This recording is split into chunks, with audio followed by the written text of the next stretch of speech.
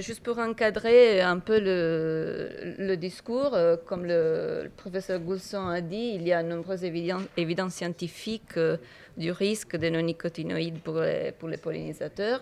Les apiculteurs ont joué un rôle très important aussi. Et l'EFSA, l'année dernière, 2013, a publié 3 rapports pour témoigner, pour certifier, on va dire, le risque des néonicotinoïdes vers l'abeille domestique, vers Apis mellifera. Et ça fait vraiment déclencher cette espèce de mécanisme que j'essayais de dessiner ici. Et du coup, en fin de 2013, l'Union européenne a fait une loi, cette réglementation 485, pour la suspension des néonicotinoïdes. Si on regarde mieux un peu cette loi, on voit que les pesticides interdits ont été 3, ça on le sait, c'est l'imidaclopride, le thiaméthoxam et le clothianidine, du coup les néonicotinoïdes les plus dangereux. Les critères pour suspendre ces produits ont été l'attractivité des cultures pour les abeilles et le risque d'exposition des abeilles à ces produits. Du coup, sur la base de ces critères, des mesures ont été prises pour suspendre l'usage, surtout en arrobage des semences, mais ça était déjà fait dans certains pays membres avant. Et la nouveauté est qu'il y a eu une suspension dans les traitements foliaires avant la floraison. Est-ce qu'il y a des problèmes avec mon français ? Et donc, cette loi a fait devenir plus actuel le débat sur les alternatives. Si on vient à notre sondage, on a fait un questionnaire et on l'a soumis à des techniciens. On leur a demandé essentiellement 2 choses. Première, quels étaient l'usage des néonicotinoïdes qui ont été interdits. On a fait ce sondage l'année dernière. Du coup, ces produits ont été encore autorisés. Et la deuxième question, la plus importante, quelles alternatives ils voyaient possibles pour les remplacer et l'opinion qu'ils avaient à propos de ça. On a choisi d'interviewer des techniciens IPM, c'est-à-dire qu'ils travaillent en agriculture intégrée, parce qu'on sait que l'agriculture intégrée est le modèle des références de l'Union européenne. Alors, on voulait voir qu'est-ce qui se passe chez eux. On a contacté, ici vous voyez, on a contacté 170 techniciens, on a obtenu 80 réponses, et une surface de plus de 10 000 hectares.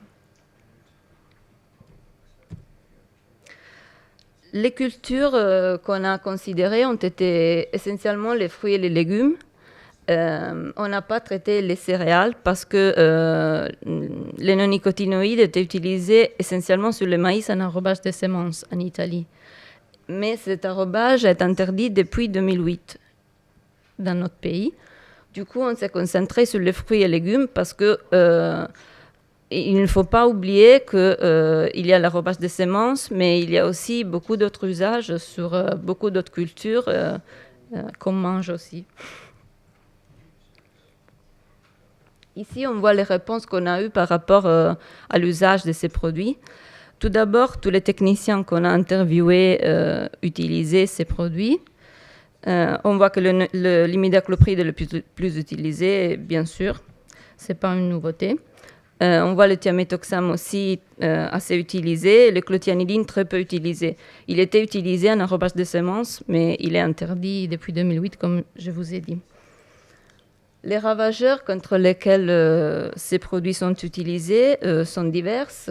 Les principaux sont les pucerons dans diverses cultures. Et après, il y a des usages spécifiques, comme par exemple le thiaméthoxam contre la cicadelle de la vigne. Ici, vous voyez les réponses par rapport à la deuxième question, c'est-à-dire quelles alternatives vous voyez possibles pour remplacer ces produits. Les alternatives ici sont divisées par culture. Je ne sais pas si vous voyez bien le rouge et le bleu. Le rouge sont les alternatives chimiques le bleu sont les alternatives chimiques, le rouge les alternatives biologiques. En général, on a eu 80% de réponses pour des alternatives chimiques et 20% environ pour des alternatives biologiques. C'est important de rappeler que les techniciens étaient engagés dans l'agriculture intégrée. Alors après, on va peut-être discuter sur ce point. Parmi les alternatives chimiques qui ont été citées, vu qu'ils étaient la majorité, il y a des différentes classes chimiques. Il y a deux choses importantes à dire, à mon avis. Premièrement, les vieux pesticides ont été relativement peu choisis par rapport aux nouveaux.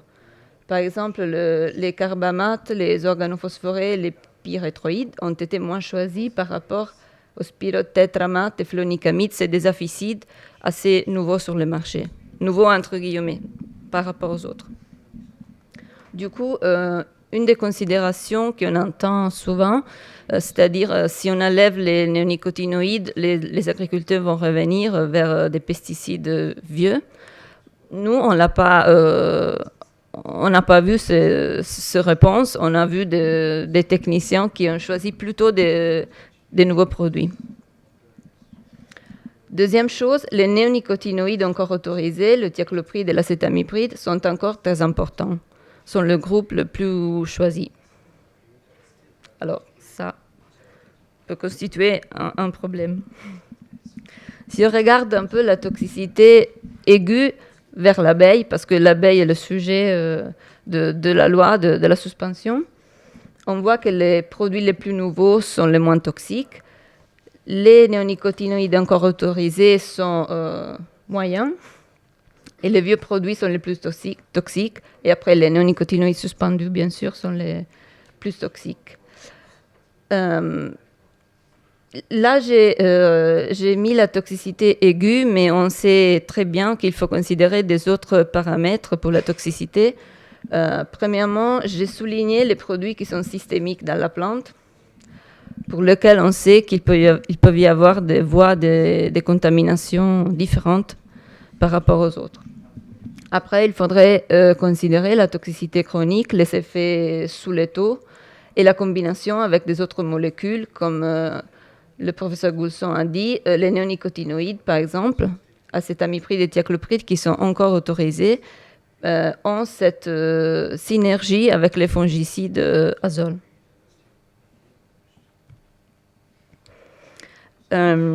J'ai fait quelques slides sur les réponses que les techniciens m'ont données par rapport à des cultures. Si on regarde la tomate, ici, l'imidaclopride et le thiaméthoxam étaient utilisés essentiellement contre les pucerons et les aléorodes, ici. Les alternatives qui ont été citées ont été pour le 60% environ chimiques et pour le 30% environ biologiques. Et ça, c'est la culture dans laquelle il y a plus d'alternatives biologiques citées, parce que c'est une culture que l'on fait souvent sous serre, et on sait que dans des environnements contrôlés, on peut faire un biocontrôle plus efficace. Du coup, les alternatives biologiques citées ont été surtout les insectes prédateurs, les parasitoïdes. Une autre raison est qu'en serre, on fait la pollinisation avec les bourdons pour la tomate, et du coup, là, on doit réduire les néonicotinoïdes. De toute façon, la tomate n'est pas une culture incluse dans la suspension. Pour le melon, les imidaclopride et thiaméthoxam toujours utilisés contre le puceron. Les alternatives chimiques ici sont beaucoup plus, environ 80%, et les alternatives biologiques sont encore les insectes prédateurs en serre. Et en plein champ, les variétés résistantes, dans le melon, il y a cette possibilité, mais comme vous voyez, très peu citée. Juste le 13% des réponses regardent les alternatives biologiques. Pour la pomme, imidaclopride et thiaméthoxam toujours contre le puceron. En particulier, le premier, c'est le puceron gris. On fait des traitements, la seuil pour le traitement contre ces insectes est la présence dans les champs. Du coup, il s'agit d'un traitement assez fort. Les alternatives chimiques sont la majorité encore, et les alternatives biologiques ici, ce n'est pas des insectes prédateurs, parce qu'on n'est pas un cerf, du coup on utilise plutôt des produits d'origine naturelle. Dans la pêche, on a eu à peu près les mêmes résultats. Ici, on utilise les néonicotinoïdes contre le puceron vert, qui peut être aussi vecteur de pathologies, de maladies pour ces plantes. Et encore, les alternatives chimiques sont la grande majorité. La dernière que je vous montre est la vigne. Dans la vigne, on utilise presque seulement les thiaméthoxam contre la cicadelle. Ces insectes qui peuvent transmettre le phytoplasme de la flavescence dorée, une maladie contre laquelle on a une lutte obligatoire en Italie et en France aussi. Et ici, les alternatives chimiques sont entre guillemets, les pires, parce qu'on a beaucoup des organophosphorés cités. Je peux dire que dans ce sondage, la vigne est résultée comme la culture plus critique pour les alternatives, pour les réponses des techniciens. Si on revient à la suspension, on a trouvé pendant ce sondage des points un peu faibles de cette suspension. J'en ai mis 3. Premier, les cultures attractives. Alors, il y a une liste dans cette suspension avec les cultures attractives pour les abeilles. Du coup, l'usage des néonicotinoïdes est interdit pour les cultures attractives pour les abeilles seulement. Mais, comme on a vu avant, il n'y a pas que les abeilles, il y a les bourdons par exemple, mais beaucoup d'autres pollinisateurs et d'abeilles sauvages. Du coup, il faudrait par exemple considérer les plantes attractives pour tous les autres insectes, pas que pour les abeilles. Deuxième point, les cultures en serre. Alors, on sait que dans les serres, cette suspension ne vaut pas. Du coup, dans les serres, on peut encore les utiliser sans problème pour n'importe quelle culture. Parce que, justement, on dit que la serre est fermée, du coup, il n'y a pas le risque d'exposition. Sauf qu'on sait que les néonicotinoïdes sont persistants dans les sols, comme on a vu avant. Alors, qu'est-ce qui se passe quand, par exemple, s'il ne s'agit pas d'une serre, d'une glass house, mais d'un tunnel, qu'est-ce qui se passe quand on enlève le tunnel et on met à notre culture, par exemple? C'est des considérations, mais c'est des petits trous dans la loi qu'on a trouvés. Dernier, les traitements après la floraison. Alors, il y a une interdiction pour les traitements avant la floraison. Après la floraison, on peut les faire.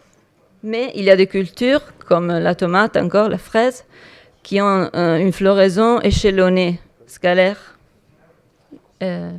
Vous comprenez ce mot? Du coup, là, les techniciens nous ont dit, c'est toujours des considérations faites par les techniciens, nous ont dit que là, est assez difficile de trouver le bon moment pour traiter et pour éviter la floraison, pour éviter que les pollinisateurs pollinisent pendant la floraison. Un dernier point, excusez-moi, les traitements faits dans le réseau d'irrigation. Alors là aussi, il n'y a pas de spécification dans la loi, du coup, on pourrait l'interpréter. Mais on sait que si on donne des néonicotinoïdes dans les réseaux d'irrigation, comme c'est des produits systémiques, ils vont aller dans la plante et il n'y a pas de différence avec la période de pré-suspension. Pour conclure, comment on peut réduire l'usage des néonicotinoïdes? Tout d'abord, on pense on peut encourager les alternatives naturelles. Tout d'abord parce que c'est un principe de l'agriculture intégrée que depuis ce janvier 2014 est censé être l'agriculture de toute Europe. Et comme on a vu dans ce sondage, même s'il y a des points positifs, à notre avis, il y a toujours trop d'alternatives chimiques considérées et peu d'alternatives biologiques. Deuxième point, Quand on considère qu'il faut utiliser les produits chimiques, bien sûr, parce qu'on ne dit pas que tout le monde doit être bio. Il faudrait choisir les alternatives chimiques moins toxiques. Et là, on voit que les techniciens qu'on a interviewés ont été très, très préparés sur ce point. Dernier, considérer la question prix des pesticides.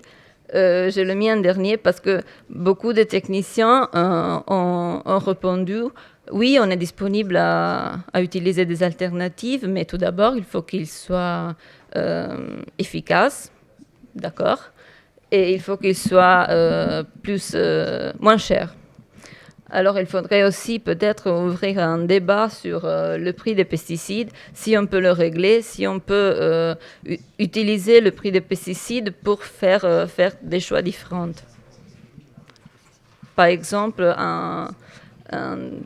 Danemark, comme on dit, Danemark, ils ont fait une loi comme quoi ils font coûter plus les pesticides plus toxiques. Alors ça pourrait être une chose intéressante ou pas, je ne sais pas, mais à évaluer peut-être. Merci beaucoup pour votre attention.